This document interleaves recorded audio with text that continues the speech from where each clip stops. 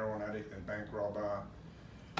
Yeah, and life wasn't too good. When the Royal Commission came about, I decided to tell my story, and it changed my life. You know, I became an advocate for the Royal Commission. I helped a lot of people tell their story about the abuse. I started, you know, I put away the TV and then started to study. I've done tertiary prep, the equivalent of year 12. And when I got out, when I was getting out of prison, a lot of lawyers, because I was helping blokes write their stories for law firms and that sort of thing, and they said, you should do this for a living. And that was about 2.5 years ago. I've got a company called The Voice of a Survivor. We help survivors of institutional sexual abuse tell their stories. We've got 4,700 clients at the moment. I've got a staff of 10 people, including the lawyer. Yeah, life's pretty good today. I live up near Byron Bay. Got a couple of horses and a couple of dogs, and yeah, I've got a good life. But you know, we work with, at the moment, we work with 10 different law firms. We've got litigation funders that will back everything we do, and we've had 550. We've been associated with over 550 claims go through and settle. We take pride, and you know, I try to employ people with. I've got a few of my staff that are survivors themselves.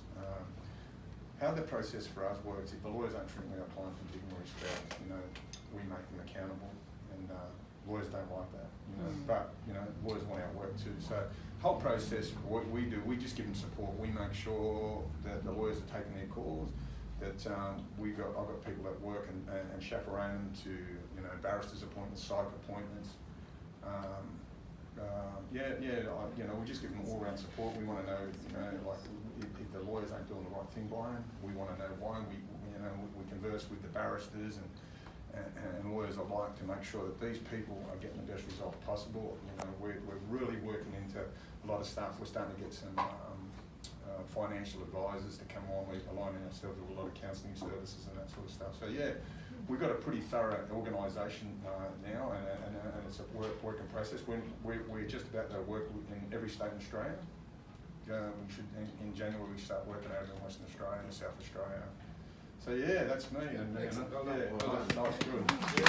I just say that in your work and line of work that you may well come across people who were abused in the system. Doesn't matter when. And Russell and his team are obviously the people we go to, and will probably see that justice done, the perpetrators are brought to justice, and they'll be rewarded for it. So I think you might be able to advertise that in your magazine. And that'd be good, because people can, so many people in the jail will go right through the system and get it. And I'd just like to say one thing, because people got ideas, particularly those who haven't been in jail, about bank robbers. You know, bank robbers are violent and all this. But, you know, some of them come good, and Russell's come good, I've come good, but the show, this is Christmas coming up, and I'm writing a book about Russell. And one of the stories in it, I'll tell you now because you'll read it when you read the book, is it was Christmas time. He robbed the bank, and there was a security guard, and he took the security guard's gun. And then a few months later, he robbed it again, robbed the bank again.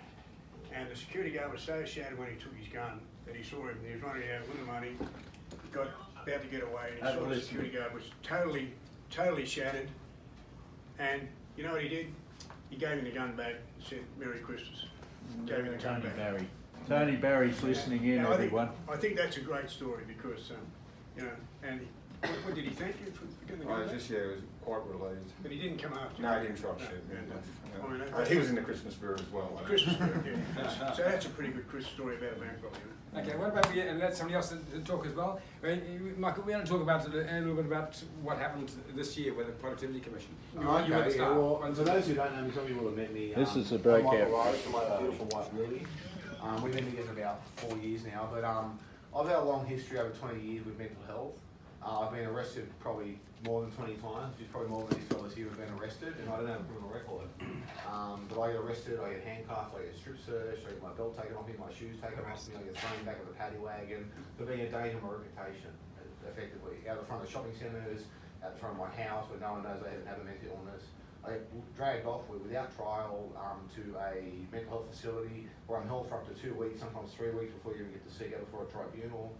basically a rubber stamp, you know, the mental advocacy service, Brett done a far better job than them, which is where Brett's come in, he's got me representing in front of mental advocacy service. And you guys, I'm glad you volunteer, and I've had a long battle.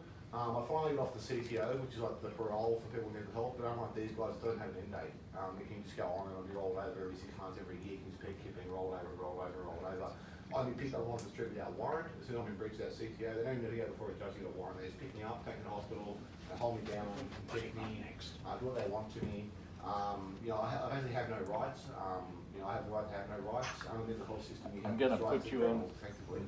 And I'm sure these guys are aware of that, you know, they have a right for a fair trial. Well, in my trial, the burden of proof is on me, I've got to prove I'm not guilty. Whereas they have to prove these guys guilty, but I have to prove I'm innocent. But like, and even exercising my legal rights is seen as a lack of insight into the fact I actually have the illness. So I'm exercising my legal rights, and they're trying to go, you're fighting the fact that we're detaining you in this facility, which means you have no insight. Even though I'm just using my legal rights under the law, they use that as a weapon against me to say I have no insight in my condition and to lock me up and abuse me further. We had the Productivity Commission come in. We spoke to them about, you know, like consumer-centered funding, consumer-centered services, and like, I tried to get on the NDIS, I just want a rejection letter. So I can't even get to see a psychologist. I got a 23 year history of illness, been out of hospital more than 20 times, and I can't get funding to see a psychologist. I can't get funding to see a psychiatrist. I've used the state psychologist, and the state psychiatrist. I just want a rejection letter. I was curious on the DSP, I'm living in Housing Commission. I had a degree from the University of Sydney. When I was first diagnosed with honours, I was doing my honours at the University of Sydney in political economy. I was working on a formula that had some legitimacy, had been recommended to me by some professors that I continued to pursue that formula in my honours and probably go on and do a PhD on it. I actually had universities offering me scholarships overseas to go study overseas at places like Harvard, Oxford, Cambridge.